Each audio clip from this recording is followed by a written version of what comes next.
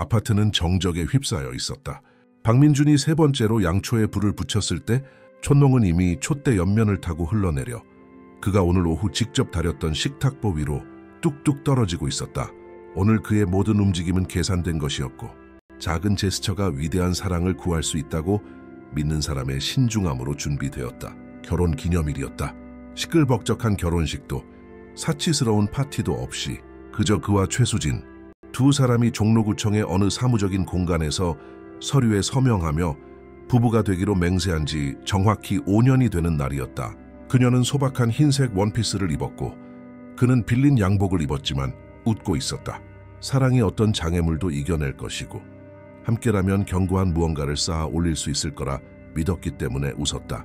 하지만 지금 쌀쌀한 11월의 어느 목요일 밤 10시 30분 민주는 잘 차려진 식탁을 바라보았다.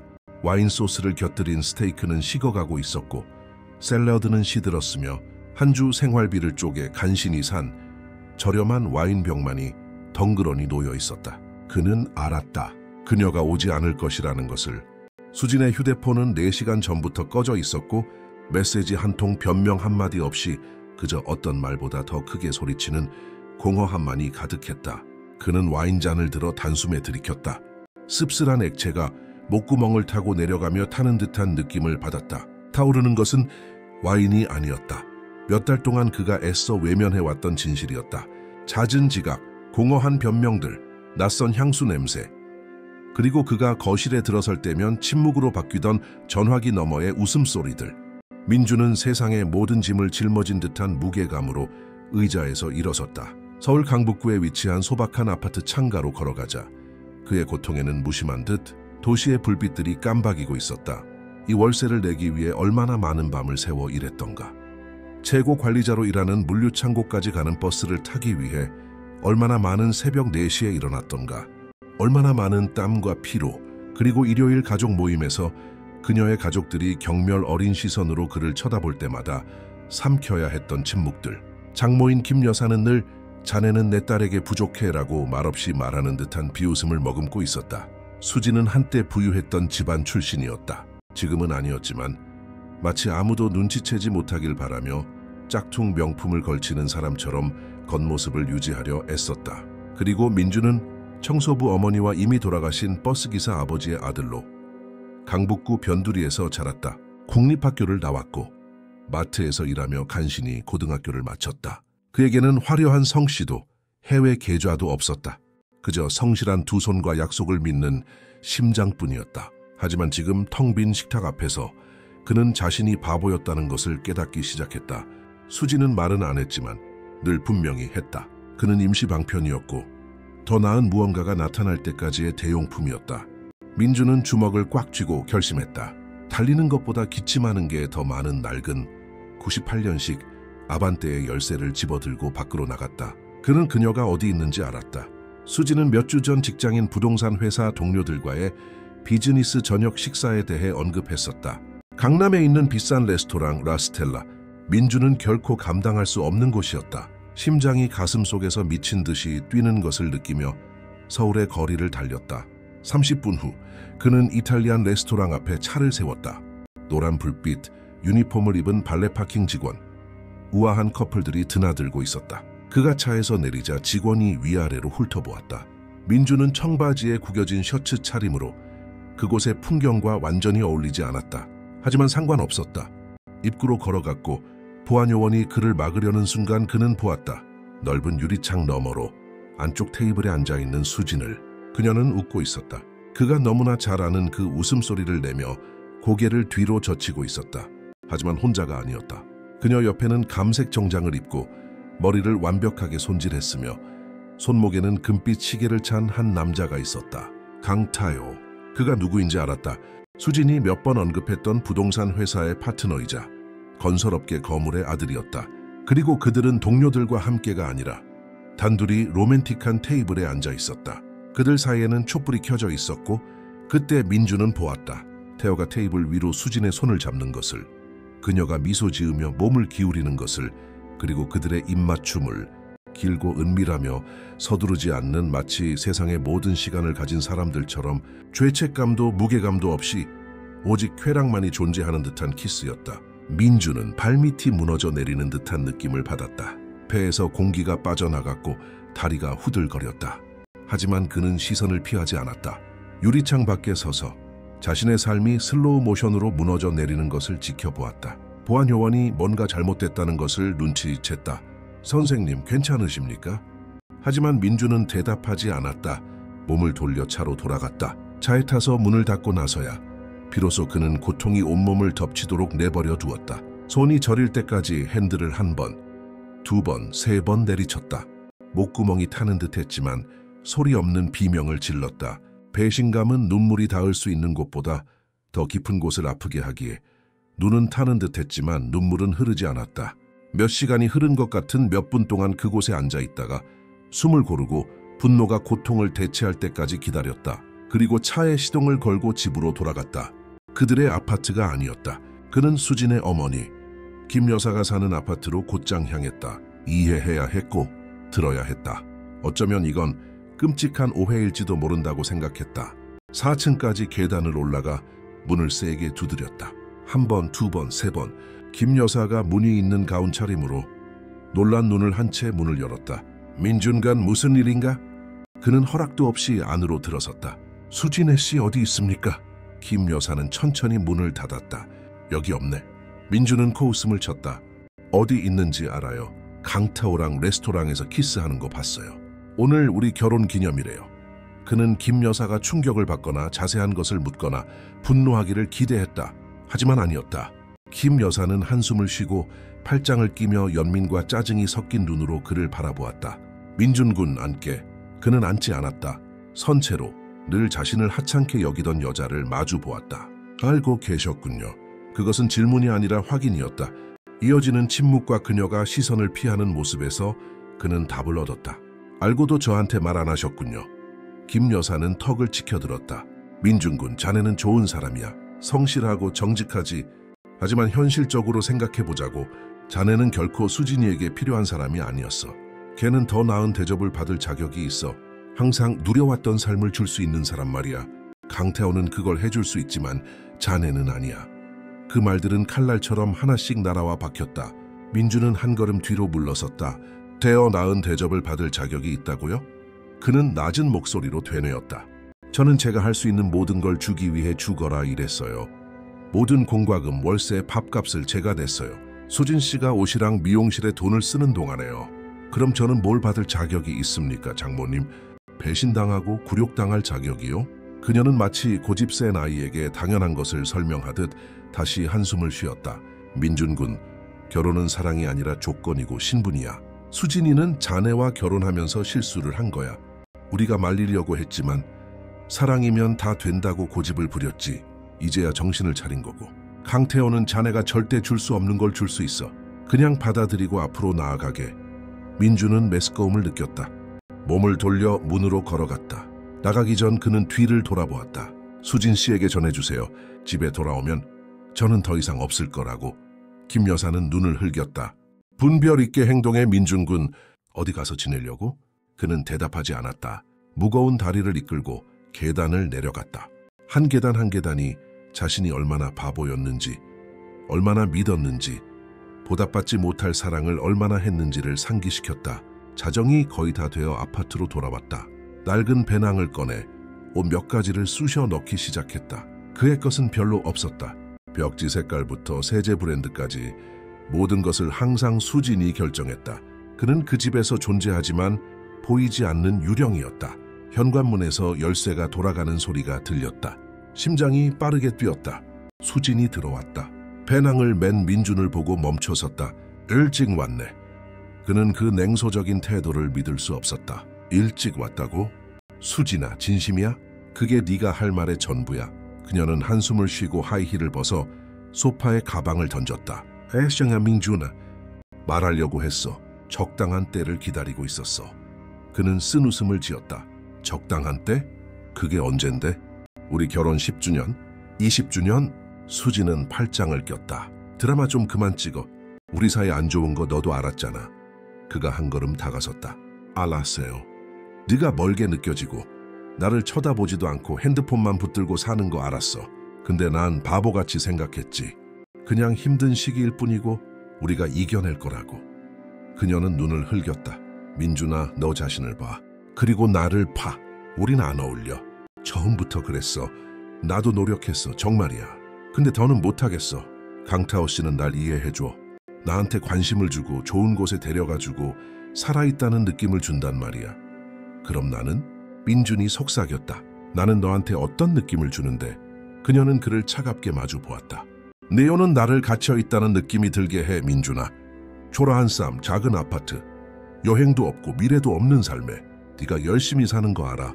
하지만 노력만으로는 카드값을 낼 수도 새 차를 살 수도 내가 마땅히 있어야 할 곳에 나를 데려다 줄 수도 없어. 이어지는 침묵은 귀가 먹먹할 정도였다. 민준은 배낭 지퍼를 잠갔다. 그래서 이거였군. 내가 돈이 충분하지 않아서 5년을 내다 버린 거구나. 수지는 한숨을 쉬었다. 너무 단순하게 생각하네. 돈만의 문제가 아니야. 야망의 문제고 인생에서 더 많은 걸 원하는가의 문제야. 강타오 씨는 성장하고 싶어해. 제국을 건설하고 싶어 한다고. 근데 너는 평생 물류창고 관리자로 만족하잖아. 민주는 피가 끓는 것을 느꼈다. 나는 정직하게 열심히 일하고 남을 짓밟고 올라서지 않는 것에 만족해. 물론 그건 너한테 아무 가치도 없겠지만. 그녀는 코웃음을 쳤다. 정직함이 배를 채워주진 않아, 민준아. 현실 세계에 온 걸 환영해. 그는 배낭을 들고 문으로 향했다. 나가기 전 그는 마지막으로 그녀를 돌아보았다. 후회하게 될 거야, 수진아.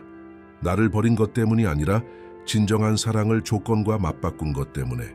언젠가 강태호가 너를 원하는 건 내 겉모습 때문이지 네 본모습 때문이 아니라는 걸 깨닫게 될 거야. 그리고 네가 더 이상 줄 게 없어지면 네가 지금 나를 버리는 것처럼 그도 너를 버릴 거야. 수지는 어깨를 으쓱했다. 그 위험은 내가 감수해야겠네. 그는 문을 세게 닫고 나갔다. 건물을 나와 거리로 나섰다. 갈 곳도 계획도 입고 있는 옷과 끝없는 고통 외에는 아무것도 없었다. 그날 밤은 차에서 잤다. 온몸이 쑤시는 고통과 함께 영혼은 더욱 아팠다. 다음 며칠 동안은 하숙방을 구하러 다녔다. 은평구의 어느 고시원에서 얇은 매트리스, 곰팡이 세운 벽, 공동 화장실이 있는 작은 방을 구했다. 그가 감당할 수 있는 건 그게 전부였다. 동료들의 동정 어린 시선을 견딜 수 없어 직장에 사표를 냈다. 배신 소문은 빠르게 퍼졌다. 대도시 속의 작은 마을처럼 모두가 모든 것을 알고 있었다. 몇 주 동안 도시를 방황하며 아르바이트를 하고 이력서를 냈지만 우울증은 그를 아래로 끌어당기는 무거운 추와 같았다. 그러던 9월의 어느 아침 누군가 방문을 두드렸다. 민준이 문을 열자 흠잡을 데 없는 회색 정장을 입고 가죽 서류 가방을 든 머리를 뒤로 빗어 넘긴 백발의 노인이 서 있었다. 박민준 씨 되십니까? 그가 눈을 깜빡였다. 네, 맞습니다만. 남자가 손을 내밀었다. 저는 김영철 변호사라고 합니다. 아주 중요한 일로 드릴 말씀이 있습니다. 민준은 미간을 찌푸렸다. 뭔가 착오가 있으신 것 같네요. 저는 소송에 걸린 것도 없고 큰 빚도 없습니다. 변호사가 미소 지었다. 빚에 관한 것이 아닙니다, 박 선생님. 상속에 관한 것입니다. 그렇게 그 비좁고 축축한 방에서 민준의 인생은 그가 결코 상상하지 못했던 방식으로 변하기 시작했다. 김 변호사는 안으로 들어와 유일하게 있던 의자에 앉아 서류 가방을 열고 서류들을 꺼냈다. 박현수 씨를 아십니까? 민준은 생각했다. 이름이 어렴풋이 익숙했다. 저희 삼촌입니다. 그가 천천히 말했다. 아버지의 형님이시죠? 하지만 직접 뵌 적은 없습니다. 해외에 사셨거든요.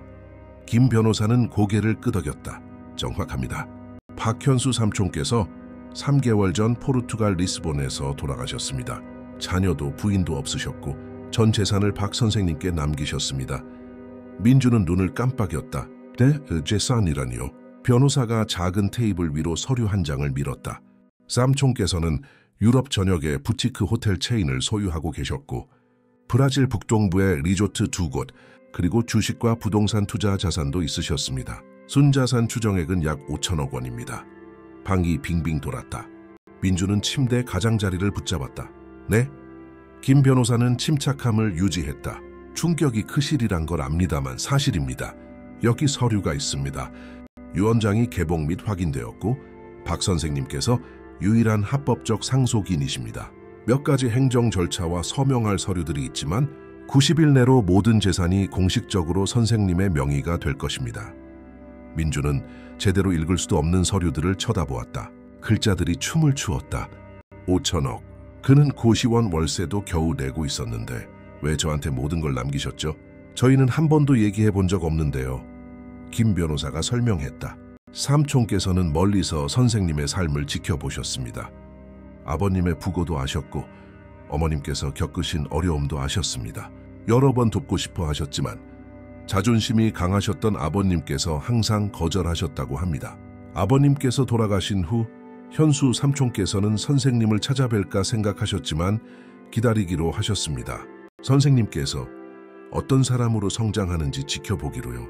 그는 사설 탐정을 고용해 조용히 알아보셨고 선생님의 결혼 생활, 정직한 직장 생활, 그리고 어머님을 끝까지 모신 모습 등을 알게 되셨습니다. 그리고 선생님께서 모든 것을 받을 자격이 있다고 결정하셨습니다. 민주는 눈시울이 뜨거워지는 것을 느꼈다. 저를 지켜보고 계셨다고요? 김 변호사가 고개를 끄덕였다. 그리고 자랑스러워 하셨습니다. 선생님께 편지를 남기셨습니다. 그는 서류 가방에서 누런 봉투를 꺼냈다. 민주는 떨리는 손으로 받아 열었다. 힘있는 필체, 직설적인 단어들이었다. 민준아, 이 편지를 읽고 있다면 나는 떠났겠구나. 우리는 만난 적 없지만 나는 너를 안다. 네가 어떤 사람으로 성장했는지 보았다. 정직하고 성실하며 충실한 사람, 내가 되려고 노력했지만 종종 실패했던 바로 그 모습이다. 이 돈은 내 것이다. 현명하게 사용하거라. 복수하지도 길을 잃지도 말고 그저 잘 살면서 우리 박씨 가문의 이름을 빛내거라. 내 삼촌 현수가. 민주는 편지를 접어 주머니에 넣었다. 변호사를 바라보았다. 제가 뭘 해야 합니까? 김 변호사가 미소 지었다. 우선 이 예비 서류들에 서명하셔야 합니다. 그 후 인감 증명을 위해 관공서에 가야 하고 그 다음엔 리스본으로 가서 현지 법적 절차를 처리해야 합니다. 모든 것은 제가 처리할 테니 선생님께서는 저를 믿고 지시에 따라주시기만 하면 됩니다. 민주는 여전히 멍한 채로 고개를 끄덕였다. 시간이 얼마나 걸립니까? 모든 절차가 완료되기까지 90일입니다. 하지만 30일 내로 선생님의 당면한 필요를 위해 자금이 예치된 임시 계좌를 사용하실 수 있게 될 겁니다. 민주는 심호흡을 했다. 알겠습니다. 그렇게 하죠. 김 변호사가 일어서며 그의 손을 잡았다. 축하드립니다, 박 선생님. 당신의 인생은 이제 막 바뀌었습니다. 그리고 그 순간 곰팡이와 절망의 냄새가 나는 그 비좁은 방에서 민주는 우주가 그가 감히 상상조차 할 수 없었던 계획을 가지고 있음을 깨달았다. 김 변호사가 작별 인사를 하고 다음 약속을 잡는 동안 민주는 창밖의 잿빛 도시를 바라보며 생각했다. 어쩌면 고통은 필요했던 것일지도 모른다. 바닥을 쳐야만 그 아래에 단단한 땅이 있다는 것을 깨달을 수 있었던 것일지도.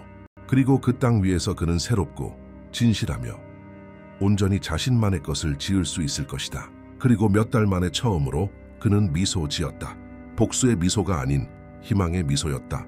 왜냐하면 이제 그에게는 다시 시작할 기회가 생겼고 이번에는 온전히 자신의 방식대로 할 것이기 때문이었다. 운명이 보이지 않는 실을 찾는 동안 도시 반대편 강태호의 호화로운 아파트에서 수지는 웃고 있었다. 자신이 쓰레기처럼 버린 남자가 그녀가 가장 갈망했지만 이제는 더 이상 가질 수 없는 존재가 되리라는 것을 전혀 알지 못한 채, 그리고 바로 그 지점에서 운명은 이 이야기가 이제 막 시작일 뿐이라고 결정했다. 30일 후 민주는 테헤란로에 있는 김 변호사 사무실의 회의실에 앉아 있었다. 바닥부터 천장까지 이어진 통유리창 너머로 서울이 내려다 보였다. 개미떼 같은 사람들, 자동차, 빌딩들. 그가 태어났고 거의 그를 파괴할 뻔했던 도시였지만 이제는 말 그대로 위에서 내려다보고 있었다. 그는 난생 처음 사입은 맞춤형 감색 정장에 이탈리아제 구두, 그리고 눈에 띄지 않지만 매우 비싼 스위스 시계를 차고 있었다. 한 달 월급보다 더 비싼 돈을 주고 머리를 손질했다. 하지만 민준을 바꾼 것은 옷이 아니었다. 그의 눈빛, 자세, 그리고 마침내 자신의 삶을 통제할 수 있게 되었다는 확신이었다. 김 변호사가 더 많은 서류를 들고 들어왔다. 박 선생님, 계좌가 활성화되었습니다. 개인 보통 예금 계좌로 50억 원을 이체했습니다. 나머지는 재무팀의 지시에 따라 투자 자산으로 운용 중입니다. 포르투갈의 호텔들은 현지 이사들이 관리하고 있으며 모든 것이 완벽하게 돌아가고 있습니다. 선생님께서는 경영에 직접 참여하실지 아니면 현재 전문가들을 유지하실지만 결정하시면 됩니다. 민주는 고개를 끄덕였다. 당분간은 모든 것을 그대로 유지하고 싶습니다. 무언가를 바꾸기 전에 사업에 대해 먼저 배워야 합니다. 김 변호사는 미소 지었다. 현명한 결정입니다. 또한 선생님께서 선택하신 아파트 매입도 완료했습니다. 삼성동에 있는 120평짜리 펜트하우스입니다. 등기도 선생님 명의로 되어 있으니 원하실 때 언제든 입주하시면 됩니다. 민주는 심호흡을 했다. 감사합니다, 변호사님. 모든 것에 대해서요. 변호사님은 제게 변호사 이상이셨습니다. 길잡이셨어요. 노신사는 고개를 끄덕였다. 삼촌께서 선생님을 잘 돌봐달라고 부탁하셨습니다. 저는 그 약속을 지킬 뿐입니다. 이제 더 필요하신 것이 있습니까? 민주는 잠시 생각했다. 찾아야 할 사람이 있습니다. 특정 인물입니다. 김 변호사가 펜을 들었다. 누구십니까? 민주는 망설였다. 제 전처의 동생 최지은입니다. 변호사는 눈썹을 치켜떴지만 아무 말도 하지 않았다. 알아보겠습니다. 민주는 사무실을 나와 곧장 새 펜트하우스로 향했다. 안으로 들어서자 그는 텅 빈 거실에 우뚝 섰다. 밝은 색의 원목 바닥은 거대한 창문으로 쏟아져 들어오는 빛을 반사했다. 미니멀한 장식, 베이지색 소파, 8인용 식탁, 최신 가전제품이 갖춰진 아일랜드 식탁, 그리고 서울숲이 내려다 보이는 발코니가 있었다. 이 모든 것이 수진이 항상 원했던 것, 그가 결코 줄 수 없을 거라고 말했던 모든 것이었다. 그리고 이제 그는 그것을 가졌다. 하지만 그녀는 그것을 볼 수 없었다. 그리고 이상하게도 그 사실이 생각만큼 아프지는 않았다. 민주는 발코니로 걸어가 담배에 불을 붙였다. 예전엔 피우지 않았지만 이혼 후 탈출구처럼 피우기 시작했다. 도시를 내려다보며 그는 지은을 생각했다. 수진의 여동생. 그녀는 항상 달랐다. 수진이 야심차고 차가운 반면 지은은 친절하고 몽상가였다. 은평구의 한 공립학교에서 문학교사로 일하며 적은 월급으로 소박한 아파트에 살았지만 수진에게는 결코 없었던 것, 바로 영혼을 가지고 있었다. 민주는 김 여사 댁에서의 일요일 점심을 기억했다. 수진과 그녀의 어머니가 명품과 지위에 대해 이야기하는 동안 지은은 구석에서 조용히 책장을 넘기고 있었다. 그가 말을 걸면 그녀는 수줍게 미소 지었다. 그들은 김유정이나 박경리에 대해 수진이 시간 낭비라고 생각하는 것들에 대해 이야기했다. 한순간, 몇 년 전 연말 파티에서 단 한순간이 있었다. 다른 사람들이 집 안에서 술을 마시는 동안 그와 지은은 발코니에 단둘이 있었다. 그녀는 오빠는 이것보다 더 나은 대접을 받을 자격이 있어요 라고 말했었다.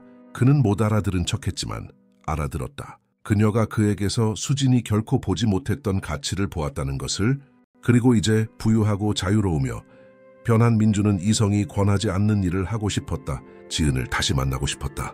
복수심 때문도, 그 가족의 얼굴에 돈을 문지르기 위함도 아니었다. 그 일가 중에서 유일하게 자신을 인간으로 대해준 사람이었기 때문이었다. 이틀 후 김 변호사에게서 전화가 왔다. 초해지은 씨를 찾았습니다. 은평구 르티나무길 아파트 42회 거주하고 알렌 고등학교에서 근무합니다. 민주는 모든 것을 받아 적었다. 감사합니다. 전화를 끊고 그는 메모를 쳐다보았다. 가야 할까? 이렇게 갑자기 나타나는 것이 공평할까? 그는 가기로 결심했다. 다음 목요일 그는 학교 주차장에서 기다렸다. 오후 5시였다. 학생들이 나오고 지친 교사들이 집으로 향하고 있었다. 그리고 그는 지은을 보았다. 갈색 머리를 소박한 포니테일로 묶고 안경을 쓰고 감색 미디스커트에 흰 블라우스를 입고 공책으로 가득 찬 큰 가방을 메고 있었다. 그녀는 무관심한 10대들을 가르친 하루의 피로를 짊어진 사람처럼 천천히 걷고 있었다. 민주는 지난주에 산 검은색 BMW 신차에서 내렸다. 재현 씨, 그녀가 멈춰서서 돌아보았다. 눈이 커졌다. 민준, 오빠. 목소리는 속삭임처럼 나왔다. 그가 다가갔다. 안녕하세요, 지은 씨. 잠시 얘기 좀 할 수 있을까요? 그녀는 누가 나타날까봐 주위를 둘러보는 것 같았다. 네, 물론이죠. 여기서 뭐 하세요? 그가 길모퉁이 카페를 가리켰다. 저기서 얘기할 수 있을까요? 그녀는 여전히 혼란스러운 표정으로 고개를 끄덕였다. 그들은 소박한 카페에 들어가 블랙커피 2잔을 시키고 구석 테이블에 앉았다. 그녀는 그를 이해하려는 듯 관찰했다. 달라 보이세요라고 마침내 말했다. 민준이 미소 지었다. 많은 게 변했어요, 지은 씨. 그녀는 마시지도 않고 커피를 저었다. 들었어요. 이혼 소식이랑 언니가 한 짓. 눈을 내리깔았다. 정말 미안해요. 오빠는 그런 일을 당할 사람이 아닌데. 그가 손을 저었다. 괜찮아요.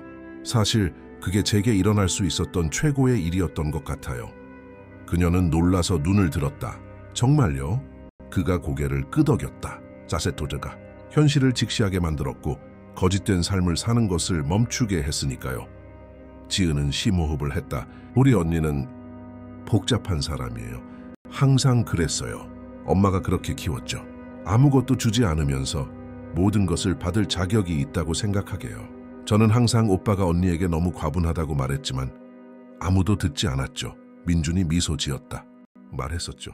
기억해요. 그 신년 파티에서요. 지은은 살짝 얼굴을 붉혔다. 그걸 기억하세요? 그가 앞으로 몸을 기울였다. 지은 씨, 저는 많은 것을 기억해요. 그 가족 중에서 유일하게 저를 존중해주고 중요한 것들에 대해 이야기해주고 저를 사람으로 봐준 사람이었다는 걸 기억해요. 그녀는 시선을 피했다. 저는 항상 오빠가 특별하다고 생각했어요. 민준 오빠. 언니가 가진 것을 소중히 여기지 않는 게 미쳤다고 항상 생각했죠. 이어지는 침묵은 말하지 않은 무언가로 가득 차 있었다. 민준이 긴장을 풀기 위해 화제를 바꿨다. 지은 씨에게 할 말이 있어요. 그리고 그는 모든 것을 말했다. 상속, 삼촌, 수천억, 호텔 모든 것을. 지은은 점점 더 커지는 눈으로 조용히 들었다. 그가 말을 마쳤을 때 그녀는 의자에 기댔다. 세상에, 민준 오빠, 이건 믿을 수가 없네요. 그가 웃었다. 알아요. 저도 아직 실감이 안 나요. 그녀는 잠시 그를 살폈다. 이제 뭘 하실 거예요? 그가 커피를 들었다. 살아야죠, 지은 씨. 거짓 없이, 아닌 척하지 않고 진짜로 사는 거요. 그리고 혹시 당신이 원한다면 당신이 이 새로운 삶의 일부가 되어주었으면 좋겠어요. 그녀가 눈을 깜빡였다. 내냈고, 무슨 말씀이세요? 그가 망설였다. 알아요. 이상하게 들릴 수도 있고 너무 이를 수도 있겠죠. 하지만 당신은 항상 제게 특별했어요. 제가 당신 언니와 결혼했을 때조차도요. 당신에게는 무언가 빛, 선함 같은 게 있었어요. 그리고 이제 제가 자유로워지니 어쩌면 우리 사이에 무언가 진짜인 것이 있을지도 모른다는 생각을 멈출 수가 없네요. 지은은 오랫동안 침묵했다. 민준 오빠, 그녀는 말을 멈췄다. 항상 오빠를 좋아했어요. 하지만 오빠는 제 언니의 남편이었고 생각조차 금지된 일이었어요. 그리고 지금은 모르겠어요. 모든 게 너무 빨라요. 우리 가족은 난리가 날 거고 언니는 저를 미워할 거예요. 그가 테이블 위로 그녀의 손을 잡았다. 지금 결정하라는 게 아니에요. 단지 과거의 장벽 없이, 죄책감 없이, 두려움 없이 그저 우리 둘이서 서로를 더 잘 알아가고 싶다고 말하는 거예요. 그녀는 자신의 손 위에 놓인 그의 손을 내려다보았다. 심호흡을 했다. 좋아요. 노력해볼 수는 있어요. 하지만 천천히요, 민준 오빠. 제게는 시간이 필요해요. 그가 미소 지었다. 시간이야말로 우리에게 없는 게 아니죠, 지은 씨. 그리고 아무도 예상하지 못했던 무언가가 시작되었다. 다음 며칠 동안 민준과 지은은 더 자주 만났다. 조용한 저녁 식사, 공원 산책, 책과 삶, 꿈에 대한 대화. 그녀는 힘든 학생들, 학교의 열악한 시설, 그리고 때때로 포기하고 싶지만 교육을 믿기 때문에 그럴 수 없다는 이야기를 했다. 그는 재산을 관리하는 법을 모른다는 두려움, 삼촌의 유산을 기려야 한다는 압박감, 모든 것을 가졌지만 나눌 사람이 없는 외로움에 대해 이야기했다. 그리고 대화를 나눌 때마다 그들의 연결은 더욱 강해졌다. 10월의 어느 날 밤, 조용한 일식당에서 저녁 식사를 한 후 민준은 그녀를 펜트하우스로 데려갔다. 그녀는 안으로 들어서며 입을 다물지 못했다. 민준 오빠, 이건... 그가 말을 이었다. 내 집이에요. 당신이 원한다면 우리의 안식처가 될 수도 있고요. 그녀는 마치 신성한 것을 만지는 것처럼 가구를 만지며 거실을 걸었다. 아름다워요. 그가 뒤에서 다가갔다. 당신이 아름다워요. 그녀가 돌아섰다. 그들은 마주 섰고 공기는 긴장감으로 가득 찼다. 그가 그녀의 얼굴을 만졌다. 괜찮을까? 그녀가 고개를 끄덕였다. 그가 그녀에게 키스했다. 천천히, 시험하듯이. 그녀가 응답했고 키스는 깊어졌다. 몇 주간 억눌렀던 욕망이 그 순간 폭발했다. 그들이 떨어졌을 때 그녀는 숨이 찼다. 하여간 미친 짓이야. 그녀가 중얼거렸다. 그가 미소 지었다. 내 인생 최고의 광기지. 그리고 그날 밤 모든 것이 무너진 이후 처음으로 민주는 자신이 진짜 견고하며 가치 있는 무언가를 재건하고 있다는 것을 느꼈다. 하지만 모든 이야기에는 양면이 있듯이 도시 반대편, 똑같이 호화롭지만 더 과시적인 장식의 펜트하우스에서 수진과 강태호는 저녁 식사를 하고 있었다.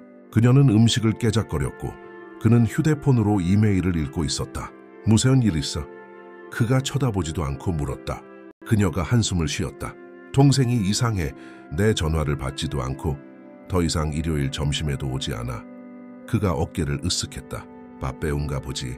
수진이 코웃음을 쳤다. 뭐가 바빠? 걔는 교사고 쥐꼬리만 한 월급을 받는데 그렇게 중요한 일이 뭐가 있겠어?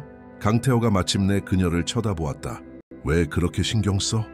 너희 둘은 원래 가깝지도 않았잖아. 수진은 눈을 흘겼다.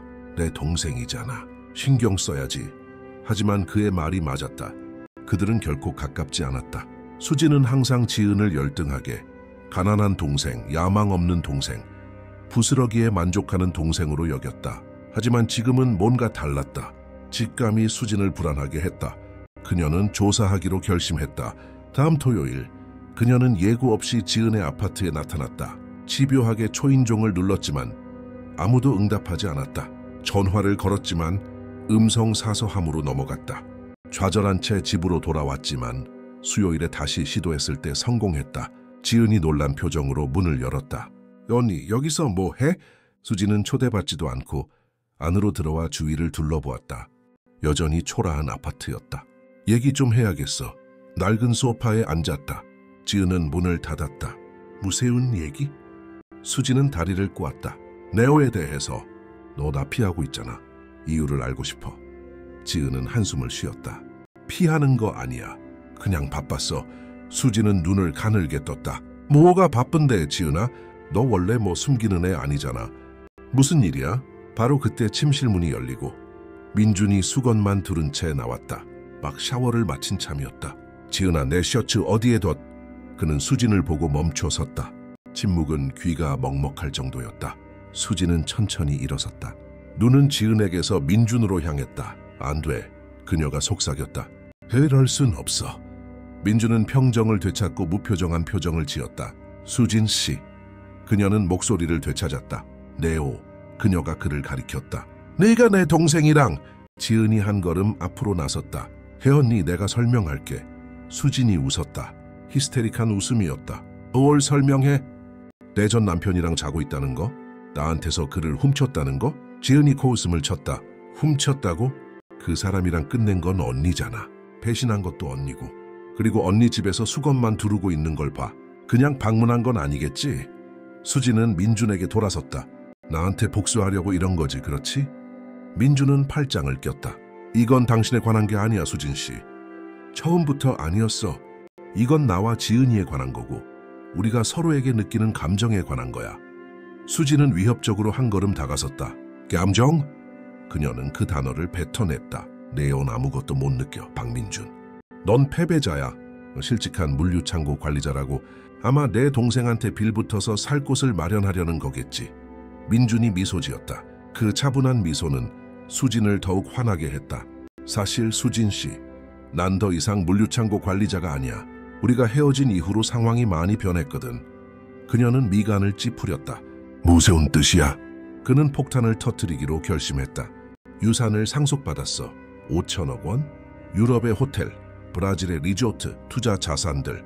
이제 너희들이 말하는 백만장자, 아니 억만장자가 된 거지. 뭐? 수진이 거의 비명을 질렀다. 거짓말 마. 민주는 휴대폰을 꺼내 은행 장호 내역, 호텔 사진, 서류들을 보여주었다. 수진은 모든 것을 보았고 얼굴이 창백해졌다. 이건 현실이 아니야. 그녀가 중얼거렸다. 지은이 그녀의 팔을 만졌다. 현실이야, 언니. 삼촌한테서 모든 걸 상속받았어. 수진은 마치 불에 댄 듯 그 손길을 뿌리쳤다. 둘을 번갈아 보았다. 그리고 너희들은 이제 같이 내 뒤에서 비웃고 있는 거구나. 지은이 고개를 저었다. 아무도 언니를 비웃지 않아. 언니는 강타오 씨를 선택했고 민준 오빠랑 끝내기로 선택했어. 그가 앞으로 나아간다고 불평할 순 없어. 하지만 수진은 듣지 않았다. 분노, 충격, 질투가 뒤섞였다. 후회하게 될 거야. 그녀는 목소리에 독을 담아 말했다. 모두에게 말할 거야. 엄마한테, 강태호 씨한테 너희들이 대가를 치르게 할 거야. 민주는 침착함을 유지했다. 네가 옳다고 생각하는 대로 해, 수진 씨. 하지만 우리가 잘못한 건 아무것도 없다는 건 알아도 너와 나는 이혼했고 나와 지은이는 자유로운 성인이야. 너한테 해명할 의무 없어. 수진은 문을 박차고 나갔고 뒤에는 무거운 침묵이 남았다. 지은은 소파에 앉아 떨었다. 엄마가 날 죽일 거야. 민주는 그녀 옆에 앉아 그녀를 껴안았다.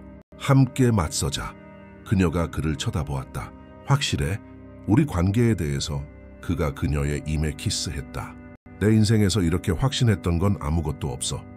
그리고 그 포옹 속에서 폭풍이 몰아치는 밖과는 달리 그들은 평화를 찾았다. 하지만 상처 입은 마음과 짓밟힌 자존심이 있는 곳에서 평화는 결코 오래가지 않는다. 그리고 분노하고 굴욕감을 느낀 수지는 그들이 쌓아 올리고 있는 것을 파괴하기 위해 무슨 짓이든 할 준비가 되어 있었다. 왜냐하면 그녀에게 민준이 행복한 것을, 부자인 것을, 그리고 자기 동생과 함께 있는 것을 보는 것은 존재할 수 있는 최악의 형벌이었기 때문이다. 그리고 마음 깊은 곳, 스스로에게도 인정하지 않는 곳에서 수지는 자신이 인생 최대의 실수를 저질렀다는 것을 깨닫기 시작했다. 그리고 이제 돌이킬 수 없다는 것을. 그 깨달음은 어떤 배신보다, 어떤 이혼보다 더 아팠다. 왜냐하면 그것은 후회의 고통이었고 후회는 치료약이 없고 오직 함께 살아가는 것뿐이었기 때문이다. 소문은 들불처럼 빠르게 번져나갔다. 지은의 아파트에서 그 소동이 있은 지 사흘 만에 온 가족이 알게 되었다. 김 여사는 지은에게 12번 연속으로 전화를 걸었다. 마침내 전화를 받았을 때 들려온 것은 고함이었다. 네가 정신이 나갔구나, 지은아. 내 언니 전 남편이랑 엮이다니. 어떤 여자가 그런 짓을 해. 지은은 평정을 유지하려 애쓰며 심호흡을 했다. 엄마, 저랑 민준 오빠는 이혼 후에 서로에게 끌렸어요. 우린 아무 잘못도 하지 않았어요.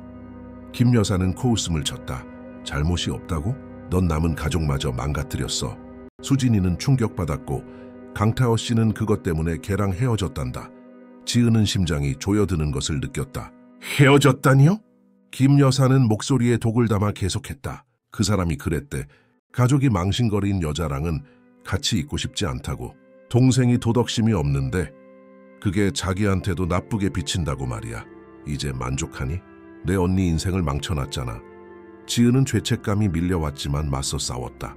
엄마, 수진이가 민준 오빠랑 끝냈어요. 배신하고 굴욕을 줬다고요. 자기 결혼 생활을 망친 건 언니지. 내가 아니에요. 김 여사가 소리쳤다. 하지만 그 사람이 부자가 될 줄은 몰랐지. 아무도 예상 못했어. 우리가 알았다면 상황은 달라졌을 거야. 그런데 이제 너 항상 착하고 바르기만 하던 내가 언니한테서 그를 훔쳐. 지은은 분노가 끓어오르는 것을 느꼈다. 아무도 훔치지 않았어요, 엄마. 민준 오빠가 저를 선택했어요. 수진이가 결코 하지 않았던 것처럼 돈 너머에 있는 그의 가치를 보고 존중으로 대했기 때문에 저를 선택한 거라고요. 김 여사는 몇 초간 긴장된 침묵을 지켰다. 네오는 이제 우리 가족 아니야. 그녀가 차갑게 말했다. 그 사람이랑 있는 동안은 내 딸도 아니야. 다시는 이 집에 발 들여놓을 생각 마. 지은은 고통이 깊숙이 파고드는 것을 느꼈다. 엄마, 그러지 마세요. 전화가 끊겼다. 지은은 떨리는 손으로 전화기를 쳐다보았다. 민준이 거실로 들어오다 창백한 그녀를 보았다. 무서운 일이야? 그녀가 모든 것을 말해주자 그는 그녀를 꽉 껴안았다. 미안해, 지은아. 나 때문에 네가 가족을 잃게 하고 싶진 않았어. 그녀는 그의 가슴에 머리를 기댔다. 그들이 날 잃은 거야, 민준 오빠. 그 반대가 아니라 진짜 가족은 이러지 않아. 편을 가르거나 사랑을 벌하지 않는다고. 그가 그녀의 눈을 보기 위해 몸을 떼었다. 정말 이 관계를 계속하고 싶어. 아직 되돌릴 시간 있어. 만약 그녀는 키스로 그의 말을 막았다. 확신해. 그녀가 단호하게 말했다. 오빠는 나에게 일어난 최고의 일이야. 그들의 압력 때문에 포기하지 않을 거야. 그가 안도의 미소를 지었다. 그럼 제대로 하자. 우리가 진심이라는 걸 보여주자. 그녀가 고개를 갸웃했다. 무서운 뜻이야. 그가 그녀의 손을 잡았다. 나랑 결혼해줘, 지은아. 복수나 도발 때문이 아니라 널 사랑하니까. 너와 함께 인생을 만들고 싶으니까. 내가 보이지 않을 때 나를 봐준 유일한 사람이니까. 지은은 눈에 눈물이 고이는 것을 느꼈다. 민준 오빠 확실해요? 너무 빨라요. 그가 미소 지었다. 알 사람은 아는 법이지. 그리고 난 네가 바로 그 사람이라는 걸 알아. 그러니까 나랑 결혼해 줄래? 그녀는 울며 웃었다. 네, 내 오빠랑 결혼할게요. 그들은 키스했고 그 순간 혼돈과 가족의 거부 속에서 평화를 찾았다. 그들은 큰 결혼식은 하지 않기로 하고 2주 뒤 바로 구청으로 갔다. 증인으로 선 김 변호사와 그들 둘뿐이었다. 지은은 소박한 흰색 원피스를, 그는 감색 정장을 입었다. 소박한 반지를 교환하고 환한 미소로 네라고 답했다. 공무원이 그들을 부부로 선언했을 때 민주는 그녀에게 키스했다. 그것은 단순한 법적 결합이 아니라 세상 모든 것에 맞서 서로를 지키겠다는 약속의 인장과도 같았다. 김 변호사는 그들을 고급 프랑스 레스토랑으로 데려가 점심을 샀다. 샴페인으로 건배했다. 지은이 웃었다. 아직도 내가 결혼했다는 게 믿기지 않아요. 민준이 테이블 위로 그녀의 손을 잡았다. 믿으세요, 박 여사님. 그녀는 새로운 성의 얼굴을 붉혔다. 어색하게 들리네요. 그가 웃었다. 익숙해질 거예요. 김 변호사는 아버지 같은 미소로 그들을 바라보았다. 삼촌께서 자랑스러워 하실 겁니다, 민준군. 돈이 아니라 사람 자체를 원하는 진짜 백이를 찾았군요. 민준은 고개를 끄덕였다. 알아요. 전 정말 운이 좋아요.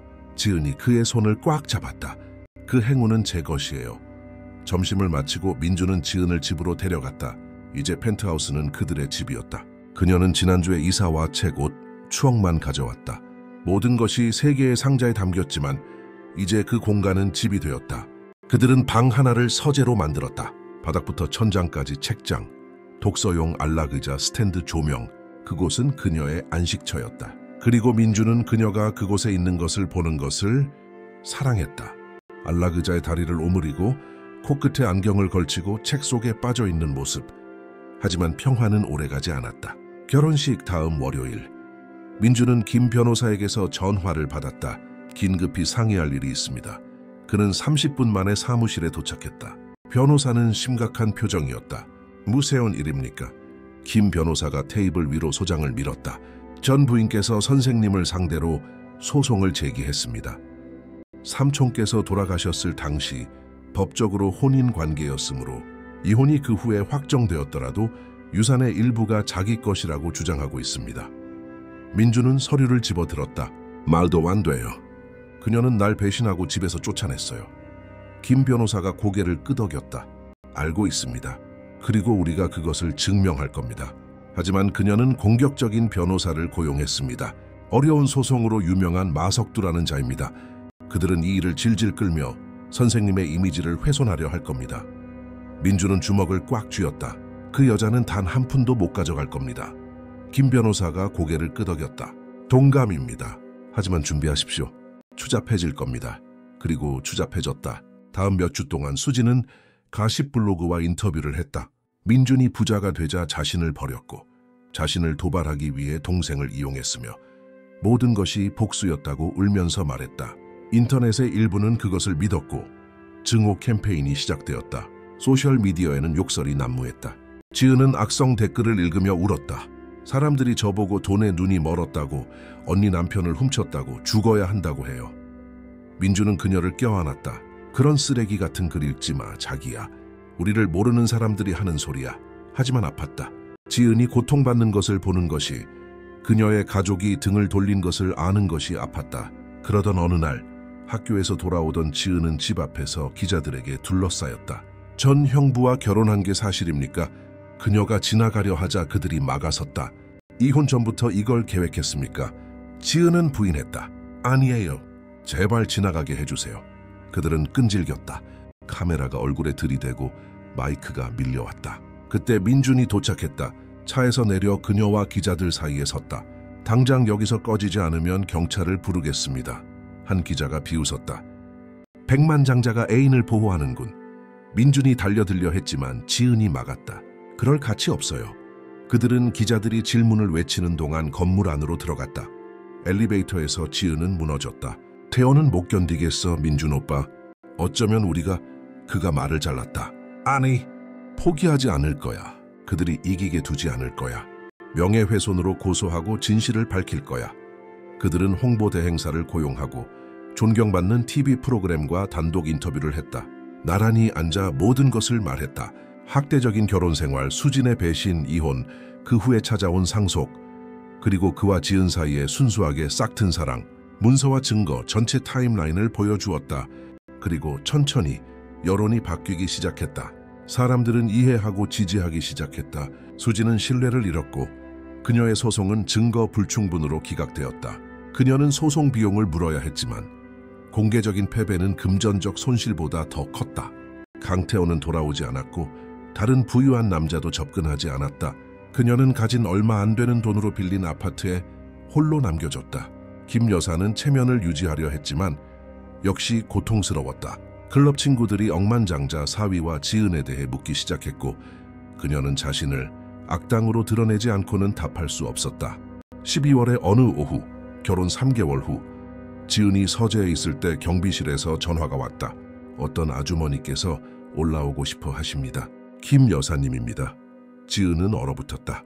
민주는 회의 중이었고 그녀가 혼자 결정해야 했다. 올려보내주세요. 몇 분 후 초인종이 울렸다. 지은이 문을 열자 김 여사가 서 있었다. 늙고 머리는 더 하얘졌으며 눈밑은 퀭했다. 엄마! 김 여사는 딸을 바라보았다. 들어가도 될까? 지은은 길을 비켜주었다. 그녀는 들어와 거실에 서서 주위를 둘러보았다. 이 모든 게 내 것이니? 지은은 고개를 끄덕였다. 우리 것이에요. 저와 민준 오빠의. 김 여사는 초대받지 않고 앉았다. 내가 온 건... 그녀는 잠시 멈췄다. 내가 실수를 했기 때문이야. 끔찍한 실수를. 지은은 팔짱을 꼈다. 무서운 실수요, 엄마. 저를 거부하고 가족에서 내치고 수진이의 거짓말을 지지한 거요? 김 여사는 눈을 내리깔았다. 그 모든 것. 내가 틀렸어. 민준 군은 좋은 사람이야. 항상 그랬지. 내가 신분, 돈, 겉모습에 눈이 멀어보지 못했을 뿐이야. 그리고 이제 난 두 딸을 모두 잃었지. 수진이는 더 이상 나와 말도 안 해. 강태호 씨를 잃은 게 내 탓이라고 하더구나. 그리고 넌 나를 미워할 권리가 충분해. 지은은 맞은편 안락 의자에 앉았다. 엄마를 미워하지 않아요. 그냥 실망했을 뿐이에요. 엄마는 잘못된 가치를 인격 대신 겉모습을 선택했어요. 김 여사는 눈물을 닦았다. 알아. 그리고 비싼 대가를 치르고 있지. 용서를 구하러 왔어.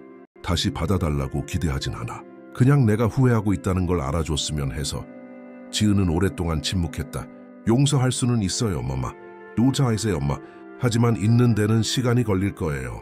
엄마는 저와 민준 오빠에게 상처를 줬고 우리 관계가 예전 같을 수 있을지는 모르겠어요. 김 여사가 고개를 끄덕였다. 아이해한다. 그냥 한 번의 기회. 네가 선택한 남자를 더 잘할 기회. 무너진 다리를 다시 세울 기회를 달라는 거야. 지은이 생각에 잠겨 있을 때 민준이 도착했다. 들어오다가 김 여사를 보고 멈춰섰다. 그녀가 일어섰다. 민준 군, 내가 사과하러 왔네. 자네와 내 딸에게. 내가 부당했고 잔인했으며 편견에 가득 차 있었어. 자네는 항상 좋은 사람이었는데 내가 알아보지 못했네. 그가 지은을 쳐다보자 그녀는 가볍게 고개를 끄덕였다. 그가 한숨을 쉬었다. 장모님께서 하신 일은 상처가 됐습니다. 하지만 지은이가 기회를 주려 한다면 저도 그렇게 하겠습니다. 하지만 천천히 조금씩 해야 합니다. 신뢰는 말이 아니라 행동으로만 다시 쌓을 수 있습니다. 그녀가 고개를 끄덕였다. 그 조건 받아들이겠네. 내가 변했다는 걸 증명하겠어. 그녀는 잠시 후 떠났고 부부만 남았다. 지은이 민준에게 기댔다. 정말 변했을까요? 그가 그녀의 머리에 키스했다. 모르겠어, 자기야. 하지만 누구나 구원의 기회는 받을 자격이 있어. 지켜보자. 그렇게 천천히 상처가 아물기 시작했다. 김 여사는 일주일에 한 번씩 그들을 방문하기 시작했다. 처음에는 긴장하고 형식적이었지만 시간이 지나면서 편안해졌다. 민준의 농담에 웃기 시작했고 지은이 만든 음식을 칭찬했으며 그의 사업에 대해 진심 어린 관심을 보였다. 반면 수지는 점점 더 깊은 수렁에 빠졌다. 스캔들 이후 부동산 회사에서 해고당했고 자신의 사업을 시작하려 했지만 자본도 평판도 없어 6개월 만에 파산했다. 더 작은 아파트로 그리고 더 작은 곳으로 이사하다가 결국 엄마 집, 10대 시절부터 변하지 않은 작은 독신자 방으로 돌아갔다. 그리고 그곳, 낡은 포스터와 깨진 꿈에 둘러싸여 수지는 마침내 진실을 마주했다. 그녀가 모든 것을 파괴했다. 환상을 쫓아 진짜 결혼 생활을 파괴했고 자존심 때문에 동생과의 관계를 파괴했으며 탐욕 때문에 자신의 삶을 파괴했다. 그리고 이제 행복한 지은 번창하는 민준, 그들이 아름다운 무언가를 만들어가는 것을 보며 고통은 견딜 수 없었다. 1월의 어느 날 밤, 술에 취해 절망에 빠진 수지는 민준에게 전화를 걸었다. 새벽 2시였다. 그가 졸린 목소리로 받았다. 여보세요? 민준아. 그녀의 목소리는 흐느낌에 젖어 있었다. 나야. 그가 침대에 앉자 옆에 있던 지은도 잠이 깼다. 수진 씨, 무슨 일이에요? 그녀가 흐느꼈다. 그냥 말하고 싶었어. 내가 후회한다고. 모든 걸 후회해. 넌 내가 필요했던 전부였는데 내가 내던져 버렸어. 내가 바보였고 이기적이었고. 그가 말을 잘랐다. 수진 씨 취했군요. 가서 자요. 그녀가 고집을 부렸다. 아직도 내 올 사랑해, 민준아. 항상 사랑했어. 그냥 표현을 못했을 뿐이야. 그가 한숨을 쉬었다. 아니, 수진 씨, 넌 날 사랑한 적 없어. 넌 널 섬기고 부양하고 아무것도 요구하지 않으면서 널 숭배하는 누군가를 갖는다는 아이디어를 사랑했을 뿐이야. 하지만 진짜 사랑은 그런 게 아니야. 사랑은 동반자 관계고 존중이며 상대를 있는 그대로 봐주는 거야. 그리고 넌 날 본 적이 없어. 그녀는 더 크게 울었다. 이제는 보여. 너무 늦었지만. 그가 동의했다. 너무 늦었어, 수진 씨. 난 지은이를 사랑해. 진심으로 사랑한다고. 네가 무슨 말을 해도 변하지 않아. 앞으로 나아가. 상담을 받든 내 삶을 재건하든 해. 하지만 날 내버려둬. 전화를 끊었다. 지은이 그의 손을 잡았다. 괜찮아. 그가 고개를 끄덕였다. 괜찮아. 그녀는 더 이상 날 아프게 할 수 없어. 그럴 힘을 잃었으니까. 지은이 미소 지었다. 사랑해. 그가 그녀를 끌어당겨 키스했다. 내가 더 사랑해. 그리고 그 조용한 새벽, 도시 반대편에서 수진이 홀로 울고 있는 동안 민준과 지은은 그들이 희귀하고 소중하며 모든 전투와 심판, 상실을 감수할 가치가 있는 무언가를 찾았다는 확신을 다시 한번 봉인했다. 왜냐하면 결국 올바른 사람을 찾았을 때 다른 어떤 것도 중요하지 않기 때문이다. 그리고 그들은 혼돈 속에서, 고통 속에서, 폭풍 속에서 서로를 찾았다. 그리고 바로 그것이 그들의 사랑을 깨뜨릴 수 없게 만들었다. 첫날부터 시험받았고 굳건히 버텼기 때문이다. 그리고 이제 다리가 재건되고 김 여사가 용서를 구하고 수진이 마침내 패배를 받아들이면서 미래는 가능성으로 가득 찬 채 그들 앞에 펼쳐졌다. 그리고 민주는 그 불안한 전화 통화 후 옆에서 잠든 지은을 바라보며 조용히 감사했다. 결코 만나지 못했던 삼촌에게, 자신을 빚어낸 고통에게, 심지어 자신을 자유롭게 해준 배신에게도 감사했다. 왜냐하면 모든 것, 절대적으로 모든 것이 그를 여기까지, 이 침대로, 이 여자에게로 마침내 의미를 갖게 된 이 삶으로 이끌었기 때문이다. 그리고 몇 달 전 그 레스토랑에서 배신을 목격한 이후 처음으로 민주는 평화롭게 잠들었다. 완전하고 진정한 평화. 왜냐하면 다음에 무슨 일이 닥치든 그는 혼자가 아닐 것이고 옆에는 지은이 있을 것이라는 것을 알았기 때문이다. 그리고 그것이 전부였다. 전부 이상이었다. 그가 항상 필요했지만 결코 갖지 못했던 모든 것이었다. 지금까지는. 결혼 6개월 후 지은은 임신 사실을 알게 되었다. 3월의 어느 아침, 확신을 위해 3번이나 테스트를 했다. 3번 모두 분홍색 2줄은 같은 진실을 외치고 있었다. 그녀는 엄마가 될 것이었다.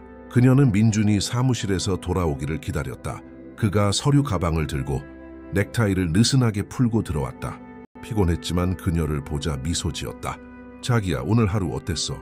그녀는 참지 못하고 테스트기를 내밀었다. 그는 처음에는 이해하지 못하다가 눈이 커졌다. 내가 생각하는 그거야? 그녀는 눈물을 흘리며 고개를 끄덕였다. 우리 아기 가졌어. 민주는 모든 것을 내던지고 그녀에게 달려가 팔에 안고 빙글빙글 돌았다. 웃고 울었다. 세상에 지연아, 우리가 부모가 된대. 그녀는 불안하게 웃었다. 기비요? 그가 그녀를 바닥에 내려놓고 그녀의 얼굴을 두 손으로 감쌌다. 기쁘다는 말로는 부족해. 완전해졌어. 내 인생 처음으로 완전해. 그들은 키스했고 그 키스에는 희망과 약속, 미래가 담겨 있었다. 며칠 뒤 그들은 김 여사에게 알렸다. 그녀는 기쁨의 눈물을 흘리며 지은을 꼭 껴안았다. 나의 딸아, 축복이구나. 내가 할머니가 되다니. 민주는 그 장면을 보며 미소 지었다. 그들 사이의 관계는 매주 나아지고 있었다. 김 여사는 행동으로 자신이 변했다는 것을 증명했다. 지은의 장보기를 돕고 임산부를 위한 건강한 레시피를 찾고 아직 성별을 몰라 중성적인 색의 아기 옷을 뜨개질했다. 4월의 어느 비 오는 오후 김 여사는 피할 수 없는 주제를 꺼냈다. 지은아, 수진이한테는 말했니? 지은은 고개를 저었다. 용기가 안 났어요. 그녀는 창밖을 보았다. 그 언니는 내 언니지만 이 소식을 듣고 싶어 할지 모르겠어요. 김 여사는 한숨을 쉬었다. 걔 달라졌어, 알잖아. 더 조용해지고 생각이 많아졌어. 상담도 시작했고 자신을 재건하려고 노력 중이야. 네가 기회를 주는 게 좋을지도 몰라. 지은은 오랫동안 생각했다. 생각해볼게요. 일주일 후 지은은 수진과 카페에서 만나기로 약속했다. 그들이 자란 동네의 전통적인 빵집, 중립적인 장소에서 그녀가 먼저 도착해서 초조하게 냅킨을 만지작거렸다. 그때 수진이 들어왔다. 너무 말랐고 머리카락은 윤기가 없었으며 옷은 수수했다. 다른 사람이었다. 그녀는 조심스럽게 앉았다. 안녕, 지은아. 지은은 희미하게 미소 지었다. 안녕, 언니. 어색한 침묵이 흐르다 수진이 먼저 깼다. 만나주어서 고마워. 내가 그럴 자격 없는 거 알아. 지은은 심호흡을 했다. 엄마가 언니 상담받고 있다고 하더라. 수진은 고개를 끄덕였다. 응, 일주일에 3번. 내가 왜 그랬는지, 왜 날 사랑했던 사람들을 망가뜨렸는지 이해하려고 노력 중이야. 지은은 커피를 저었다. 그래서 알아냈어? 수진은 찻잔을 응시했다. 난 항상 두려워했다는 걸 알아냈어. 다시 가난해지는 게 두려웠고, 부족한 사람이 되는 게 두려웠고, 빚 없는 삶에 갇힌 엄마처럼 될까봐 두려웠어. 그래서 잘못된 것들, 돈, 지위, 나를 인정해주는 남자들을 쫓았지. 그 과정에서 나를 진정으로 사랑해준 유일한 남자를 버렸고 내 동생을 잃었어. 지은은 눈시울이 뜨거워지는 것을 느꼈다. 언니는 나한테 상처를 줬어. 내가 행복을 선택했을 때 날 버렸다고. 수지는 눈물을 닦았다. 알아. 그래서 내 자신이 미워. 넌 항상 나보다 나았어. 더 순수하고 더 친절했지. 그리고 네가 민준 오빠랑 있는 걸 봤을 때 내가 내던진 모든 것을 봤어. 그래서 견딜 수가 없었어. 내가 행복할 수 없다면 너도 행복해선 안 된다고 생각해서 망치고 싶었어. 하지만 내가 틀렸어. 너무나도 틀렸어. 지은은 테이블 위로 손을 뻗어 언니의 손을 잡았다. 수지는 놀라서 쳐다보았다. 지은이 부드럽게 말했다. 내가 여기 온 건 언니한테 할 말이 있어서야. 나 임신했어. 수지는 눈을 동그랗게 떴다. 정말? 지은은 고개를 끄덕였다. 3개월이야. 수지는 그녀의 손을 꽉 잡았다. 구가하이 지은아. 진심으로 넌 정말 멋진 엄마가 될 거야. 지은은 심호흡을 했다. 나는 언니가 이 일의 일부가, 내 아이의 삶의 일부가 되어주었으면 좋겠어. 하지만 언니가 정말 변했을 때만, 더 이상 독을 가져오지 않을 때만이야. 수지는 미친 듯이 고개를 저었다. 안 그럴게. 맹세해. 더 나은 사람이 되고 싶어. 내 동생을 되찾고 싶고 내 조카를 만나고 싶어. 제발 이 기회를 줘. 지은은 그녀의 얼굴을 살폈다. 예전에는 계산만 가득했던 곳에서 진심을 보았다. 요하, 천천히 조금씩 다시 쌓아가자. 수지는 작지만 진심 어린 미소를 지었다. 고마워, 지은아. 다시는 실망시키지 않을게. 카페를 나오며 지은은 어깨에 무거운 짐이 사라지는 것을 느꼈다. 그날 밤 민준에게 이야기했다. 그는 듣고 나서 말했다. 내가 그녀가 변했다고 생각한다면 난 널 믿어. 하지만 지켜볼 거야. 조금이라도 삐끗하면 우리 삶에서 내보낼 거야. 지은은 동의했다. 그게 공평해요. 그렇게 천천히 가족은 다시 맞춰지고 있었다. 완벽하진 않았고 상처는 여전히 아팠지만 현실이었다. 몇 달이 지나고 지은의 배는 불러왔다. 아들이라는 것을 알게 되었고 모든 것을 바꾼 삼촌을 기리기 위해 함께 현우라는 이름을 선택했다. 민주는 강박적인 애정으로 아기 방을 준비했다. 벽을 하늘색으로 칠하고 원목 아기 침대를 조립하고 어린이 책으로 책장을 채웠다. 지은은 그의 헌신적인 모습을 보며 웃었다. 당신 아들 버릇 나빠지겠어요. 민주는 그녀의 배에 키스했다. 내가 갖지 못했던 모든 것을 줄 거야. 하지만 무엇보다도 존재감, 사랑, 시간, 돈으로 살 수 없는 것들을 줄 거야. 그녀는 감동하여 미소 지었다. 당신은 멋진 아빠가 될 거예요. 8월의 어느 추운 새벽, 지은은 진통을 느꼈다. 민준을 깨웠다. 때가 됐어. 그는 침대에서 벌떡 일어나 몇 주 전부터 준비해둔 가방을 들고 그녀를 병원으로 데려갔다. 가는 길에 김 여사에게 전화하자 그녀는 금방 도착하겠다고 했고 같이 가겠다고 한 수진과 함께 도착했다. 대기실에서 민주는 초조하게 서성였다. 김 여사는 수진의 손을 잡고 있었고 둘은 말없이 앉아 있었다. 그때 간호사가 불렀다. 박민준 씨, 들어오세요. 산모께서 찾으십니다. 그는 달려 들어갔다. 지은은 침대에 땀에 젖어 창백했지만 미소 짓고 있었다. 그의 손을 잡았다. 같이 있어주오. 그가 그녀의 임에 키스했다. 세상이 끝나도 여기서 안 나가. 다음 몇 시간은 격렬했다. 강한 진통, 조절된 호흡, 드나드는 의사들, 그리고 맑은 토요일 아침 7시 23분 현우가 태어났다.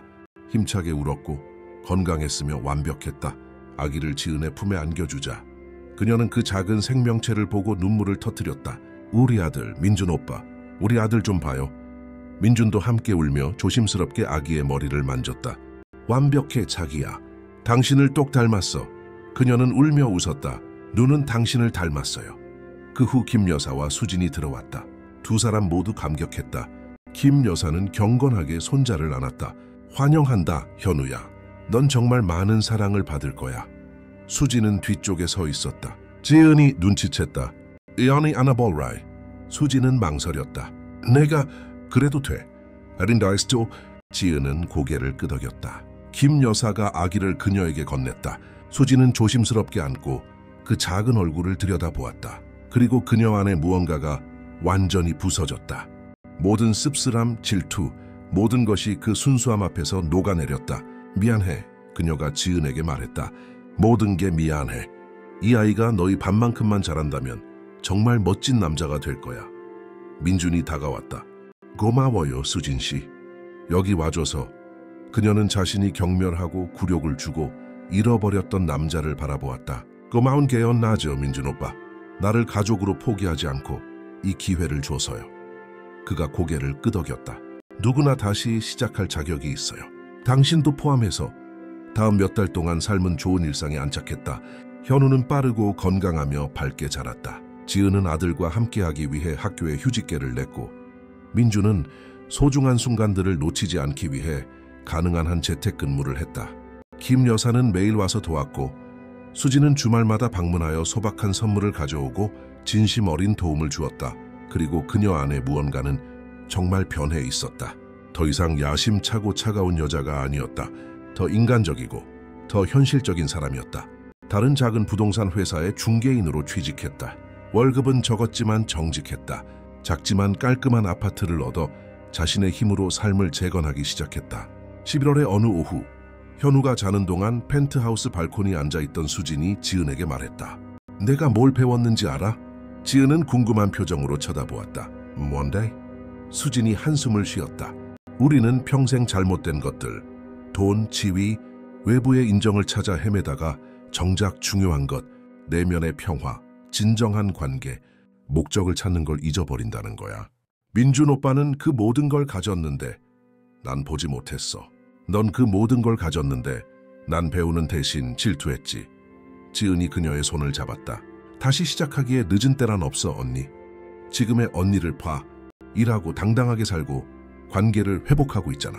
자랑스러워. 수지는 눈물이 그렁그렁한 채 미소 지었다. 날 포기하지 않아줘서 고마워, 지은아. 난 그럴 자격 없었는데 넌 끝까지 버텨줬어. 지은이 손을 꽉 잡았다. 언니는 내 언니야. 항상 그럴 거야. 실수가 그걸 지우진 않아. 수지는 그녀를 껴안고 울었다. 고통의 눈물이 아니라 감사와 안도, 구원의 눈물이었다. 민주는 거실 안에서 그 장면을 지켜보고 있었다. 잠에서 깬 현우를 품에 안고 있었다. 아기는 눈을 동그랗게 뜨고 아빠를 쳐다보았다. 민준이 속삭였다. 보이니 아들? 이게 내 가족이야. 불완전하고 상처받았지만 진짜야.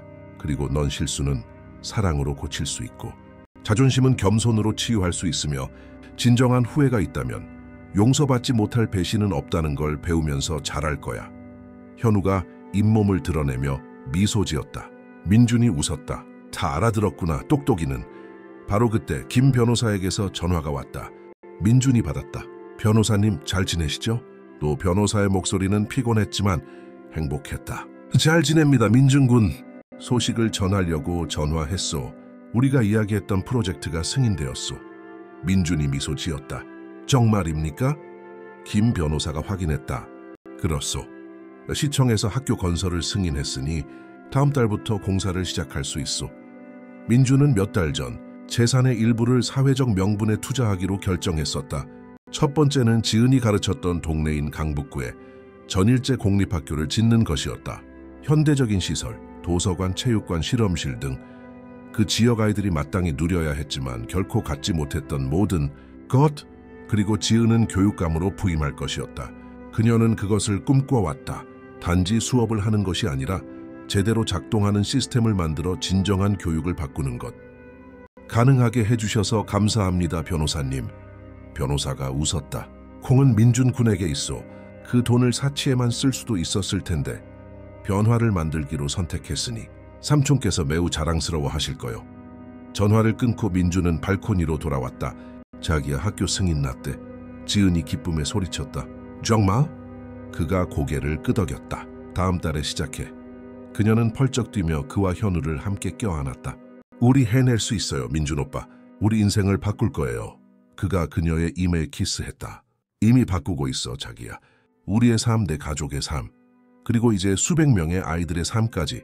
이게 유산이고 이게 중요한 거야. 다음 몇 달 동안 공사는 빠르게 진행되었다.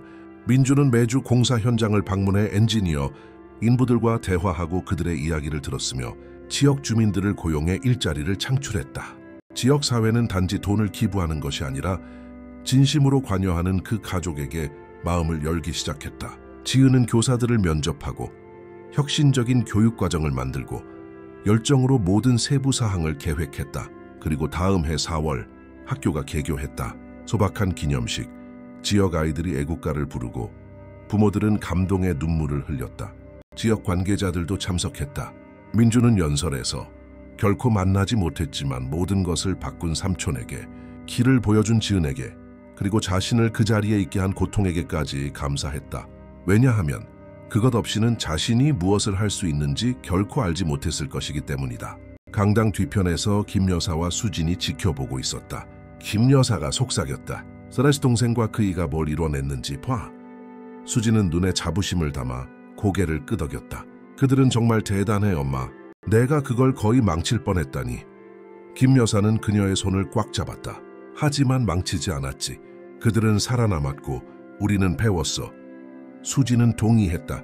성씨보다 인격이, 돈보다 사랑이, 완벽함이 아니라 용서로 가족을 만든다는 걸 배웠지. 기념식이 끝난 후 지역 주민들이 민준과 지은에게 다가와 감사 인사를 전하며 그 학교가 아이들의 미래를 어떻게 바꿀 것인지 외부인이 진심으로 관심을 가져준 것이 처음이라고 말했다. 나이든 할머니 한 분이 민준의 손을 잡았다. 하느님께서 축복하실 겁니다. 총각, 우리에게 희망을 돌려주셨어요. 그가 할머니의 손을 다정하게 잡았다. 희망은 항상 여기 있었어요, 할머니. 저는 단지 그 희망이 자랄 공간을 짓는 걸 도왔을 뿐이에요. 그들은 지쳤지만 성취감에 가득 차 집으로 돌아왔다. 현우는 카시트에서 잠들어 있었고 지은은 차 안에서 민준의 어깨에 머리를 기댔다. 피곤해? 그가 물었다. 괜찮냐, 자기야? 그녀가 미소 지었다. 완벽해. 오늘이 내 인생 최고의 날이었어. 그가 그녀의 머리에 키스했다. 앞으로 많을 날들 중 첫날일 뿐이야, 자기야.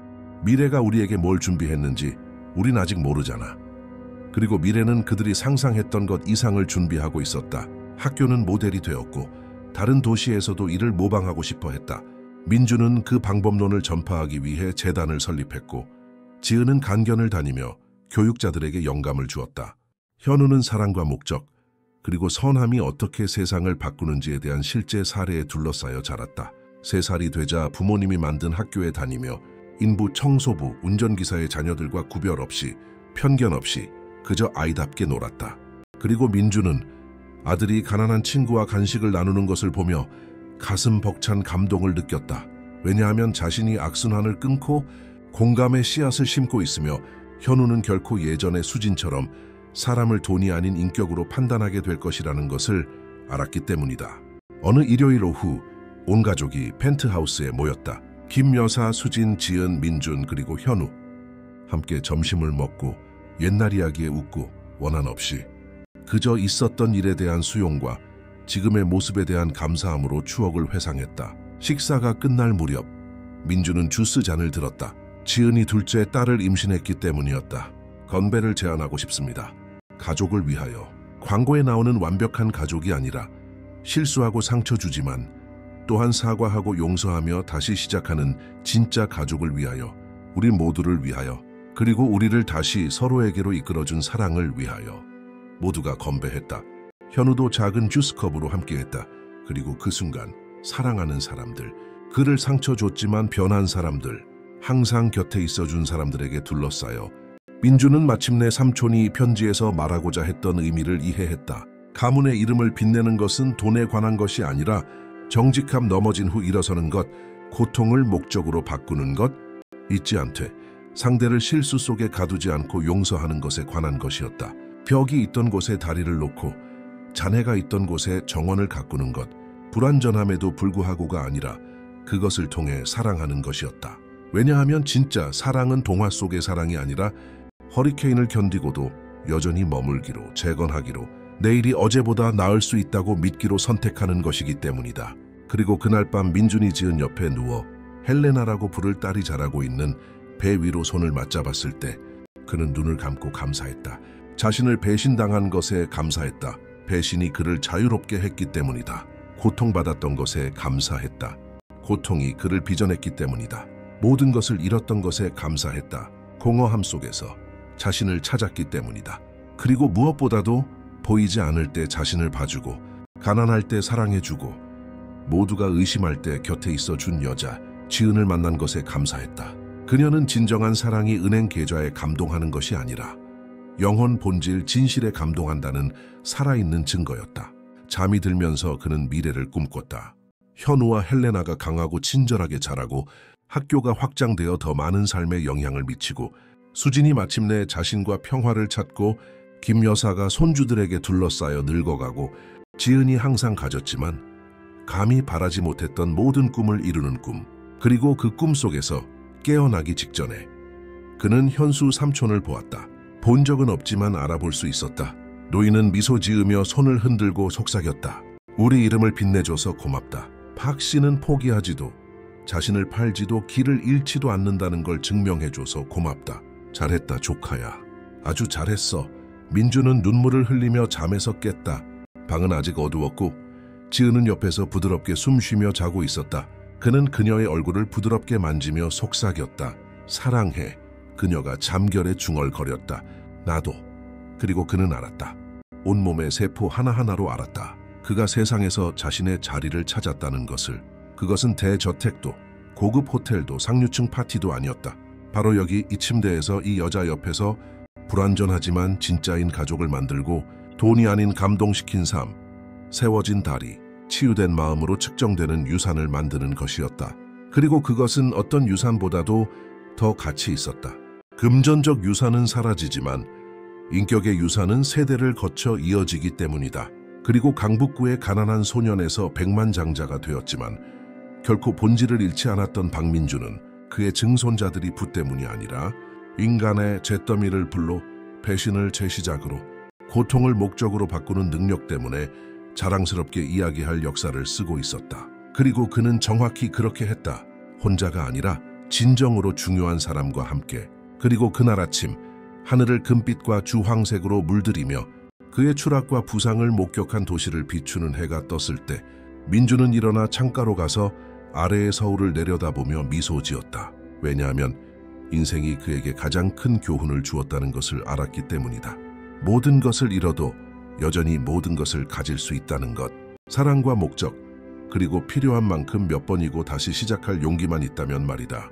그리고 그 생각을 영혼에 새긴 채 그는 침대로 돌아가 지은을 껴안고 그녀의 배에서 딸의 발길질을 느끼고 옆방에서 현우가 아빠라고 부르는 소리를 들었다. 그리고 그는 그 단순하고 완벽한 순간이 바로 부의 진정한 의미이며 어떤 것도, 절대적으로 어떤 것도 그에게서 그것을 빼앗을 수 없다는 것을 이해했다. 왜냐하면 그것은 돈이 아니라 마음으로 얻은 것이고, 마음으로 얻은 것은 영원히 남기 때문이다. 이야기 끝dom자. 민준과 지은의 이야기, 이 고통과 변화, 그리고 구원의 여정에 대해 어떻게 생각하시나요? 만약 이 이야기가 여러분의 마음에 와닿았다면, 진정한 사랑이 모든 배신과 굴욕, 폭풍우를 이겨낸다고 믿으신다면 아래에 좋아요를 눌러주세요. 감동적인 이야기 채널을 구독하시면 이와 같은 감동적인 이야기를 놓치지 않으실 겁니다. 그리고 댓글로 알려주세요. 여러분이라면 민준처럼 배신을 용서할 수 있을까요? 지은처럼 가족에게 두 번째 기회를 주시겠습니까? 아니면 어떤 다리는 다시는 재건될 수 없다고 생각하시나요? 여러분의 의견은 저희에게 매우 중요합니다. 왜냐하면 저희가 여기서 들려드리는 모든 이야기는 단순한 오락이 아니라 우리가 하는 선택, 우리가 마주하는 결과, 그리고 용기와 진정한 사랑이 있을 때 언제나 가능한 재시작에 대한 실제의 삶의 거울이기 때문입니다. 그러니 잊지 마세요. 좋아요, 구독, 댓글, 그리고 얼마나 깊이 떨어지든 언제나 다시 일어서고 재건하고 다시 행복해질 수 있다는 것을 믿어야 할 누군가에게 이 이야기를 공유해 주세요. 왜냐하면 결국 민준이 증명했듯이 가장 큰 복수는 당신을 아프게 한 사람을 파괴하는 것이 아니라 그들이 그 일부가 되지 못한 것을 후회할 만큼 아름다운 삶을 만드는 것이기 때문입니다. 큰 포옹을 보내며 다음 감동적인 이야기에서 다시 뵙겠습니다.